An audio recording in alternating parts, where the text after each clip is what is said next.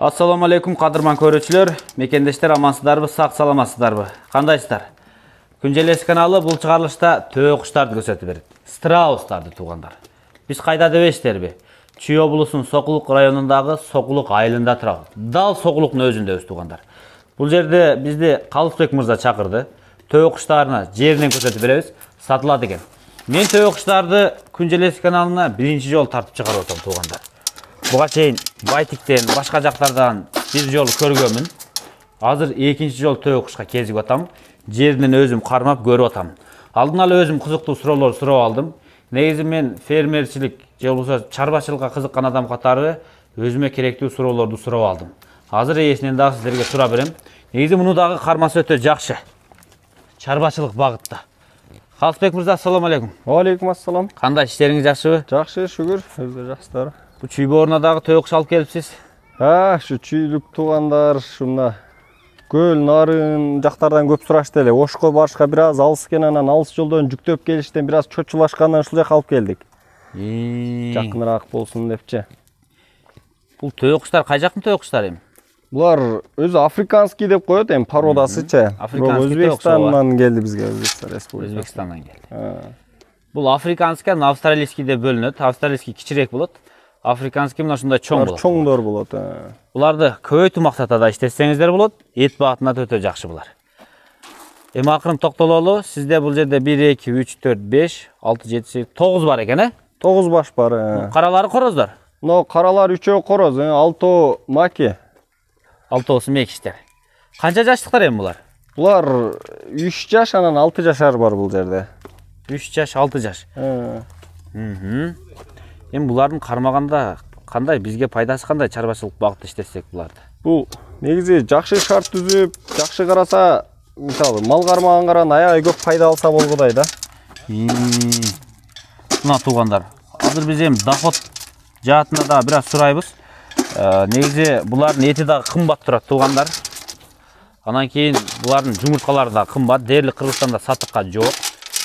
Муну иштетсеңиздер, ачыгын айтайын, сиздерге даже жумурткасын тууганга очередке туруп калса керек, Бизде жумурткасын инкубационный алам десең Кыргызстанда сата тургандар башты жок болсо экен да. Аз алам десең. Өзбекстанда деле акчаң болсо эле барып шарт алып албайсың да. Жок десе да. Балапан чыгарып саткан жакшы, выгодный экен. Пайдасы жакшы болгондуктан балапан чыгарып көбүнчө балапан чыгарып сатышат экен да. Бул эми төө куштун пайдасын өзүңүздөр көрдүңүздөр. Эти дагы өтө пайдалуу. Эми мен бир аз расходуна дагы келейин бул төө куштардын. Негизи бир төө куш бир күндө канча килограмм жейт? Бир төө куш бир күндө бир 2 килограммдан 2 килограммга 2,5 килограммга чейин жейт да. Жем чөп аралаш. Бирок жайдын күндөрү чөп бербей эле койгон жакшы болот экен. Себеби мына дан берсе жумуртка тууганына жакшы экен да. Витамин көбүрөөк болупчу. Бирок чөптү деле жебет, мына көк чөптү деле жебет, мерден деле үзүп жеп атышат да. Мен жанатан бери келгениме 1 саат болду туугандар. Алдын ала өзүм көрүп тактап, бул негизи мен муну жүрүм туруп муну казга окшоттум. Каз дагы чөптү дагы жейт, данды дагы жейт. Анан чыдамкай келет. Булар оорусу койго суукка кандай негизи? Оорусу негизи өзүнүн мындай касали болбойт экен да. Башка жактан жугушу мүмкүн. Жок, андай деле жугуштуу деле оорулар жок экен. Бул жанандай салафан, чүпүрөк, чапырак ушундай бир нерселер жеп алса, ооруп калышы мүмкүн экен. Давай көп жеп алса. Бул негизи тазалыкты сүйөт окшойт, Чөптү дагы мындай кылдап тазалап, аны муну жей бербейт окшойт. Бул ушу чөп, дан, ушундай арпа, буудай, кебек, бардык нерсени жей берет. Бул төө куш негизи колго да жакшы экен туугандар, мына көрдүңүздөрбү? Домашний. Өзү негизи Африкада жапайы жаныбарлар. Мына колго үйрөтүштү бул канаттууларды. Бул дагы бир канаттуу. Биз дагы бакса өтө жакшыдай туугандар. Негизи чарбачылыкка ушудан дагы кармап көрөлү. Негизи буларга үйдө короодо кармаса деле боло берет окшойт, 1-2 штуктан кармап эле. Бул ушундай бир места кылып туруп, жайдыргычтыр, бул эч кандай жайытка жайбайсың, айдабайсың, бир местада туруп бага бересиң да. Негизи мен муну койго салыштырып атам, бир кой бир суткасына 1 килограмм 700 грамм чөп жейт, анан жемди андан сырткары жейт да, где-то 100-150 грамм, туут мезгилде 200 граммга чейин чыгарса болот. Эми тагыраак айтканда, булар чоң болгондо мындайча бир кочкорду кармагандай эле экен да.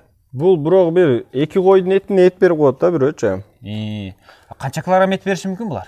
Мен эми көргөнүм айтайын, ушу бир живой 120 канча килограммды сойгондо бир 86 берген эт же мына. Ухот азыраак чыгабы бундан? Койдук эми 65%, 60% эт. Койдук 50, ашы барса 55, 55. Мындай бул эт жана май багытындагылар. Мисалы, жалангана жанакы куйругу жок, мына Романовский, Мерностор алар 40 мың төгөрөндө калып кетет. Мына туугандар көрдүңүздөрбү? Негизи жемди жеп атат. Bir күндө 2-2,5 килограммга чейин жейт дейт. Чөптү дагы жей берет экен. Жем берген жакшыраак дейт. Азыр мен эми булар бир жылда канча жумуртка тууйт, кайсы убакта тууй баштайт, ошолорду дагы бир четтен тактайын. Калысбек мырза, булар кайсы айдан кайсы айга чейин тууйт? Бир жылда канча туушу мүмкүн? Булар багыл жаңы алып келгендиктен мындай стресс болуп, кайра бул жака жүктөп келип, дагы ушундай кыйналып атышат да, булар да бир аздан кийин тууйт, Кудай кааласа. Мен биринчи алып келип саткандарымкы тууп баштады ужечи. Кай жактарга саттыңыз? Мына Жаллабаттан алгандар тууду, Оштон алгандар тууду, анан мына эмеден Каракулжадан. Өзүбүз ошол жакта болом мен. Ошол жакталар та туу 1-2 күн болду ал айтканына. Тууп баштады депчи. Каракулжада суук жер го? Тоолу суук жакшы. Бирок ошол жакта деле өсүп, болор январда келип алынган да, ошо кышында эле алып багылыпчы. Суукка чыдамдуу келет экен буларчы. Булар негизи мына Россиянын суук жактардан дагы. Суук жактан Кочкор алды. Ал жак бир аз кечирээк тууйт экен да, суураак жактачы, эми жаз күн жылыганына карапчы. Жылуу жакта бир аз эртерээк тууйт экен да, жазында. Көрдүңүздөрбү, мен дагы суроолор тактайм. Климатка жараша да болот экен туугандар булар. Булар адаптация болду биздин климатка же боло элекпи эле? Кайсы убакытта келген Өзбекстандан? Өзбекстандан келип бир жумадай Ошто отуруп, ал жактан жүктөп, кайра Бишкекке алып келдик да. Бул жакта да 4-5 күн бир жума жакындап калды. 2 жума болду Кыргызстанга өткөн. Ал жакка келген, мына Оштон бияка алып келгенден кичине кыйналышат экен узак жолдочу. Өзү бир ай турган жерде адаптация болуп, өздөрүн аябай жакшы сезип, ушу жумуртка кирип калды, уже күн жылып калды. Күн да жылып. Азыр дароо алып багыш керек экен да булар. Азыр моментте алып бакканга. Так, эми мен дагы бир суроо бар. Бул бир короз канча мекишке жарайт? Мен өтө көп жерди көрдүм ушу Өзбекстандан. Бир 2 мастек бир короз кылып багышат экен, бир семья депчи. Бир семья. 2 мекиш бир короз. Сизде демек 3 короз 6 болсо, ошондо 3 семейка бар экен, 3 семейка бар да. Тактап айтканда мына. Короздор канча жаштыктар? Короздор 3 жаштыктар, аябай жетилген короздор. Баса турган короздор экен да азыр. Баягы мекиштерин баса аткан видеолор деле бар, мына Кыргызстанга келгенде мына стресстен чыгып элек жатып элечи. Эми булар үй шартында кармаса адамга кандай экен булар эми? Адамга баягы бир жумада таанып, көнүп калат экен жем бере берсең. Көнүп калат анан, Көнүп калат, жош эле жаныбар болот экен негизинен. Эми сурайынчы, бул төө кушта тактап сурабасак, эми бизде төө куш өнүкпөгөндүктөн көпчүлүгү төө куш түшүнбөй интернеттен карап коюп эле таң калып кала беребиз да, төө куш экен депчи. Бул төө куштар кайсы жылдары, канча жылдан баштап жумуртка берет, канча жаштагы төө куштар жакшы жумуртка бере баштайт? Булар ошо бир 2 жылдан баштап жумуртка берип баштайт экен өзүчө. Бирок ошо биринчи жылкы жумурткаларынан жөжө жакшы чыкпайт экен да, бир 10-15%, 20 жакшы чыкса 30% эле жумуртка чыкпаса жакшы чыкпайт экен. 3 жылдан баштап уже жумуртка чыгып, жумурткасынан жөжө алса болот экен да. Жыл өткөн сайын жакшы экен, мисалы. Азыр 3 жашка сиздики даяр экен да, кыскасы. Кудай кааласа. Канчасы 3 жаш дедиңиз эле? 2 маки бар бул жерде 3 жаштан. Төртөөсү 6 жашар. Бул өзү канча жыл жашайт экен негиз? Канча жылга чейин жумуртка бере берет дейт? Бул 10 жашарларын көрдүк биз, бирок алар аябай кымбат экен. Неге 10 жаш картаң эмеспи экен 10 жаштары? Жок, 10 жаштар раса күчүнө кирген болот экен кайра. Наоборот, баягы. Бирок Өзбекстанда 10 жаштан бир 3-4 эле адам да бар экен, ошо биринчи 10 жылдай болуп калган экен да келгендечи. Анан бизге алып келип алышып эле 10 жашар дегендер дагы бар. Мына 6 жашарлардын 3 жашардан айырмасы бар да, далили мененчи. Кичине бир жерлеринен разницалар болот. Туугандан дагы айырма берип калса керек, кийин. Туугандан дагы бир жыл өткөн сайын стаж көбөйүп, жазда эрте жумуртка коюп, күздө кечирээк токтотуп, көп жумуртка берет да, жаш өткөн сайынча. Мен муну төө куш 10 жаш десеңиз картайып калыпты деп ойлоп, булар эми мен баягы орустардан көрөм эми Африкада төө куштар, жапай төө куштар булар жылкыдай эле да, көп жыл жашайт булар. Булар дагы аябай негизи ушу бир 60-70 жыл жашайт деп дагы айтышат экен. Узак убакытча. Видео кармаса жашай берсе керек, ооруп калбаса эле. Кудай сактасын, ушу бир ооруп мынтти дегендерин деле көп укпадык. Ушу бир салафан ушундай бир нерсе жеп албаса, чүпүрөк чапырак салафан жесе өзү мал деле өлүп калышы мүмкүн да. Ичке түйүлүп калат. Эми акырын бааларын тактай берели туугандар. Кошумча суроолоруңуздар болсо, ээсинен чалып сүйлөшөсүздөр. Төө кушту көрүңүздөр. Мен расходунда айттым туугандар. Кышында бираз утеплённый место керек, бирок Байтик айылы бар го, кой таштын астындагы, бирок суук жер. Мен кышында барып көргөм, декабрь айында. Сыртта кадимкидей жүргөн, кечинде жабык жерге кирет. Бу мал сарай деле караса болгудай кышында. Байтик мындай пескаблоктон эле салып койгон. Шамал эле урбаса тура берет экен. Ушундай эле суук жер. Биз ошо 1-январда алып келгенбиз өзү. Кар жаап суукта, кардын үстүнө жатып, навесте, сарай бош эмес эле биринчи алып келгенде 1 жумадай навесте эле калышты. Суукта жүрөбүз. Суукта эле. Биз жегенди айттык туугандар. Эми суу ичүүсү деле. Бул анан биз баягындай страустарды тандап алып келип атабыз. Жакшы-жакшыларын алып келген аракетин кылыпчы.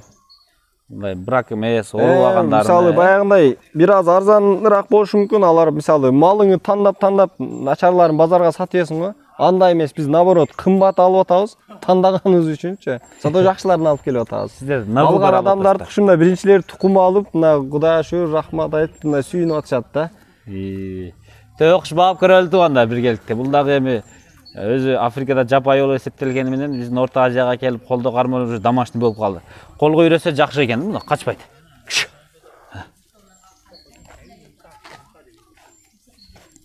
Мен арасында кадимкидей эле жүрөм булардын. Сизди эле таанып калдым. Мен малга жакын адаммын да. Эми баасын тактайлы.